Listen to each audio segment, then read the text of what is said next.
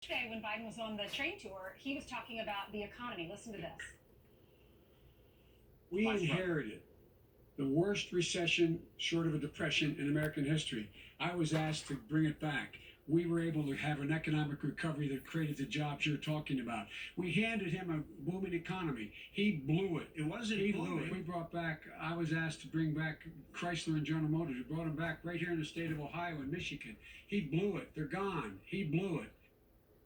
So, Stuart, that soundbite about the economy was from the debate, but the New York Times has an article about hell freezing over. The New York Times fact checks Biden on the economy. Wait, did you just say the New York Times fact checks Joe Biden? Exactly. Hello. This is what it says. The economy was not booming in the final year of Mr. Biden's time as vice president, and Mr. Trump did not cause the pandemic recession. Under Mr. Trump, economic growth accelerated from 2016, spurred by the fiscal stimulus of tax cuts and increased government spending and continued monetary stimulus from the Federal Reserve. What do you say, Stuart? Oh, can we put this into plain English? Joe Biden is dead wrong. Absolutely dead wrong. He says we left him a booming economy. Let's break that one down for a start. No, you did not leave Trump a booming economy. You left Mr. Trump, when he became president, what you left him with was an economy that was growing at less than 2% a year. A very slow economy. It was Mr. Trump who introduced tax cuts and red tape cuts that produced a booming economy with growth of better than 3% and an unemployment rate at a record low. The other side of his statement is he, President Trump, caused the recession. That is absolute nonsense. The recession was caused by the virus, just as the recession was caused all around the world by the virus. It wasn't President Trump, it was the virus. And in fact, the worst performing states with this virus are those states which have locked down longer and more firmly.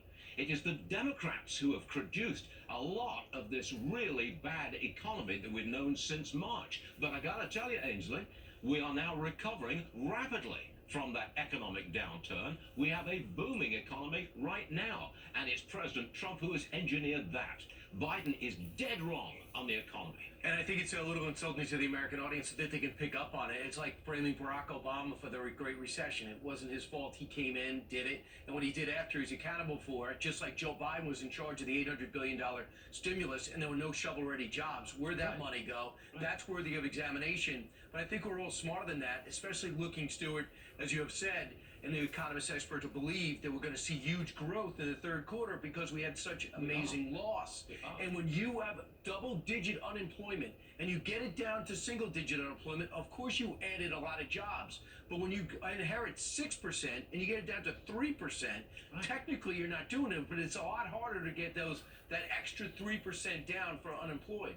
Yeah, Joe Biden is introducing a myth. And he thinks that if he repeats it often enough, that myth will be believed. Maybe there's some truth in that. But the myth is that he handed President Trump a booming economy. Not true. The other myth is that it's Trump who led us into this current recession. Not true. It's the virus.